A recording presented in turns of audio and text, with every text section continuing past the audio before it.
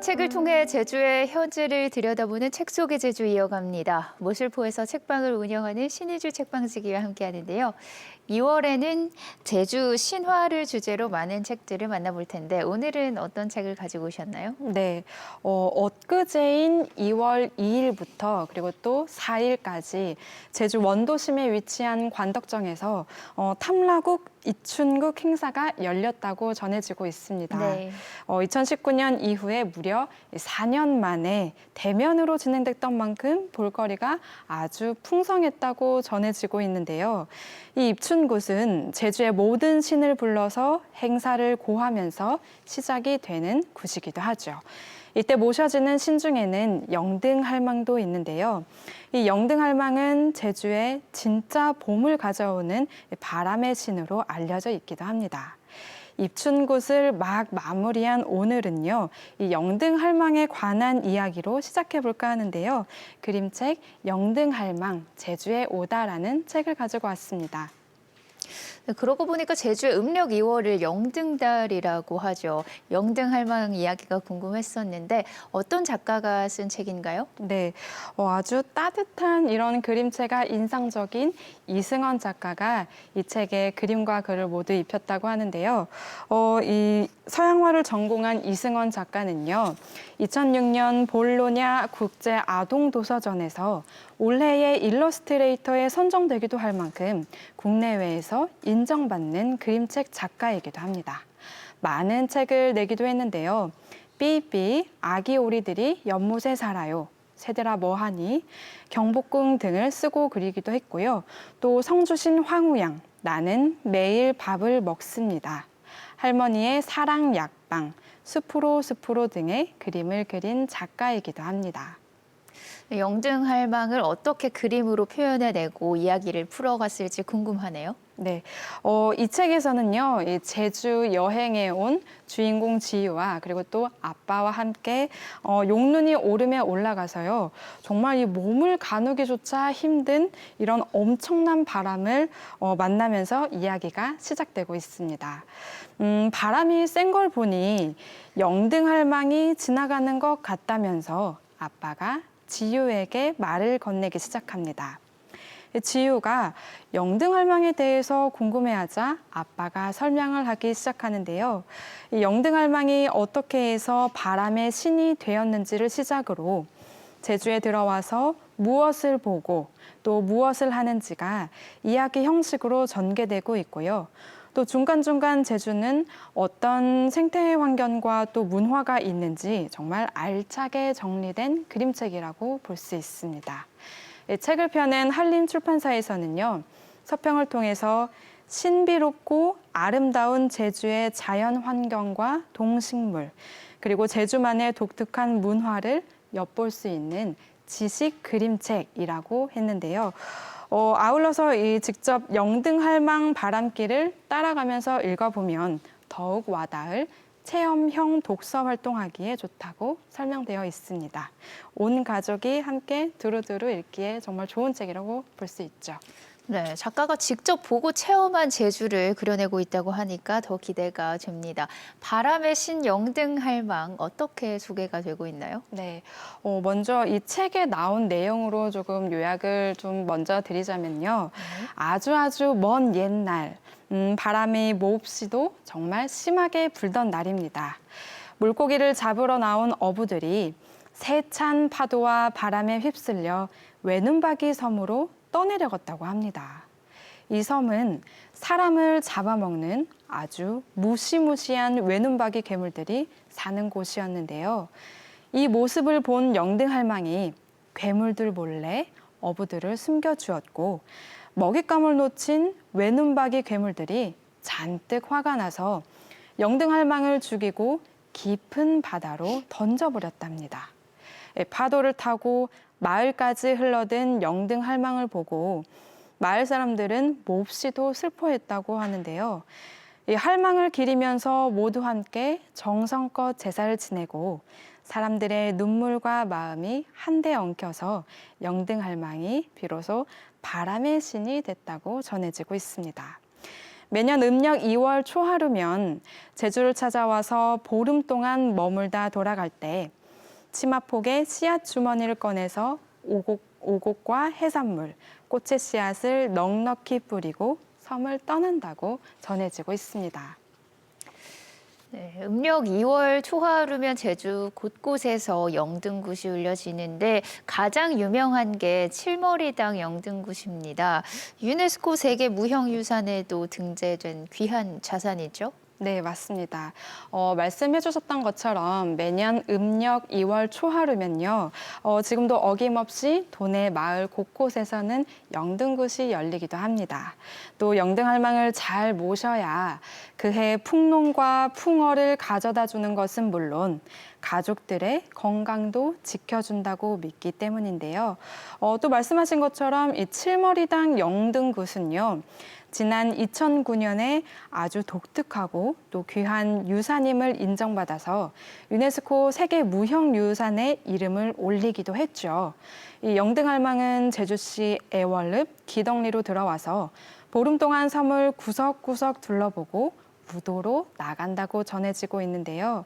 그래서 귀덕리에서는 영등맞이 환영굿이 열리기도 하고 또 우도에서는 영등 송별굿이 열리기도 합니다.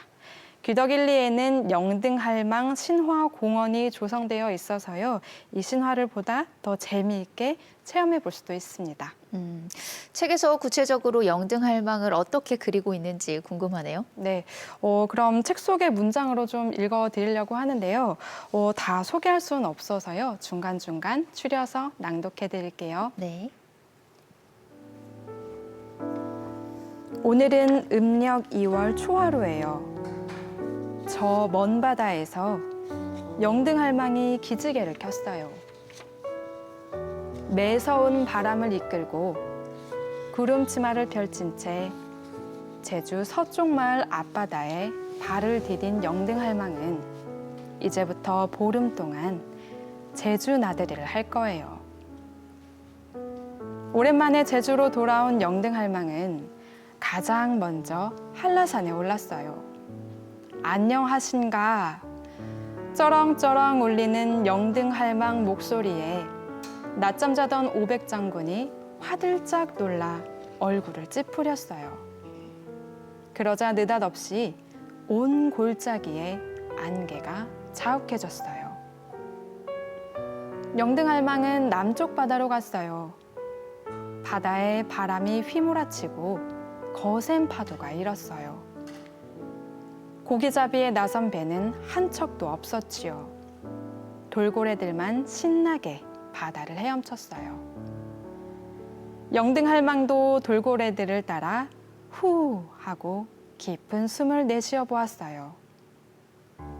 마을을 돌아보고 배가 고파진 영등할망은 바닷가로 내려와 소라와 보말의 속살을 실컷 빼먹었어요.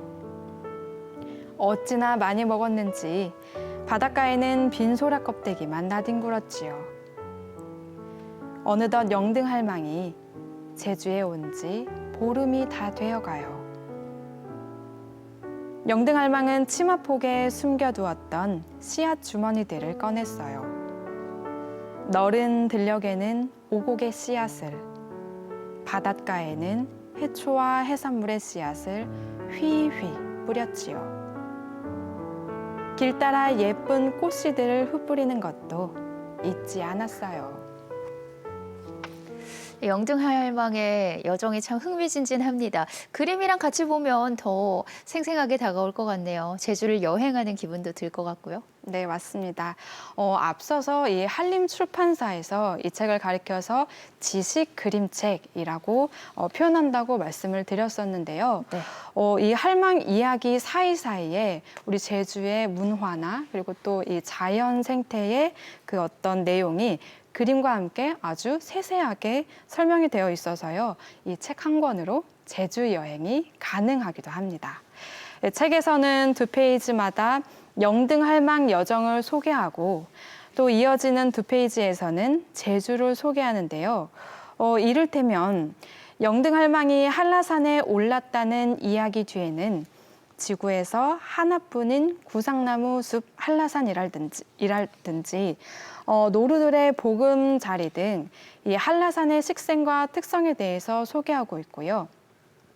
또 할망이 남쪽 바다로 갔을 때 만났던 이 남방 큰 돌고래에 대해서도 자세하게 풀어내고 있습니다. 또 2월 달에는 동백꽃을 많이 볼 수 있는 달이기도 하는데요. 제주의 동백나무가 많은 이유와 함께 동백꽃이 왜 제주 4.3을 대표하는 꽃이 되었는지에 대한 설명도 있습니다. 또 영등할망이 제주에 왔을 때 주로 먹었던 보말 이야기에서는 제주 사람들의 식문에 대해서도 소개를 하고 있는데요. 낭푼 밥상 등 제주의 상차림과 함께 생선꽃, 고사리, 자리모래 등 제주 향토 음식 이야기에 대해서도 아주 맛있게 곁들여지고 있습니다. 네, 영등할망 신화만 다루지 않고 제주의 자연과 문화를 모두 아우르고 있어서 제주를 이해하는 데 많은 도움이 될 것 같습니다. 특별히 이 내용을 꼭 소개하고 싶다 이런 부분이 있으실까요? 네, 있습니다. 이달 책 속의 제주 주제와 또 맞닿아 있기도 하고요. 네. 무엇보다 이 사라져가는 본향당과 그리고 또 이 마을신에 대해서 잘 정리된 부분이 있는데요. 책 속의 문장으로 좀 낭독해서 읽어드릴게요. 제주에는 18,000여 위의 신이 있다고 해요. 마을마다 마을을 지키는 신과 함께 그 마을 신을 모시는 신당인 본향당이 있어요. 바닷가에 나무 없이 돌로 담을 쌓아 만든 신당도 있고 조그만 굴이나 굴 안의 나무를 신당으로 삼은 곳도 있지만 주로 마을의 오래된 상징이라고 할 수 있는 큰 팽나무를 본향당으로 삼아요. 나무 아래 돌담을 두르고 그곳에서 마을 신을 모시는데 사람들이 함께 모여 신에게 제사를 지내며 안녕을 기원합니다. 입춘굿을 시작으로 마을마다 한 해 풍요와 안녕을 기원하는 마을굿이 열리고 있습니다. 보다 많은 분들이 관심을 가져서 이 제주의 독특한 군문화와 신화가 오래오래 이어지기를 바랍니다. 네, 어제 마무리되었던 입춘굿에서는요, 정말이지 볼거리가 풍성했다고 전해지고 있는데요. 제주가 사실 이 전 세계에서 신화의 원형이 아주 풍부하게 남아있는 몇 안 되는 지역 중에 하나이기도 합니다. 이 문화가 계속해서 유지가 되려면 사실 우리 아이들이 이 제주 문화를 잘 가꿔줘야 되는 것도 있긴 한데요. 네. 어떤 가치를 지켜야 한다는 사실 좀 그런 어떤 의무감보다는 제주 신화의 매력을 10분 이해하고 또 공감하면 저절로 이 신화가 잘 보존되고 또 같이 전승되지 않을까 싶습니다. 그림책의 가장 큰 매력은 어렵고 복잡하게 느껴지는 이야기를 아주 쉽고 또 재밌게 풀어낸다는 거잖아요. 제주 신화와 관련된 그림책이 많이 나와서 누구나 제주 신화를 쉽게 접하고 또 생활에서 가까이 하면 좋겠다는 소망을 가지고 오늘 이 책을 소개드렸습니다. 네, 제주 신화와 관련 그림책이 풍부해져서 누구나 쉽게 제주 신화를 만날 수 있기를 저도 바라봅니다. 오늘도 친절한 책 소개 고맙습니다. 감사합니다.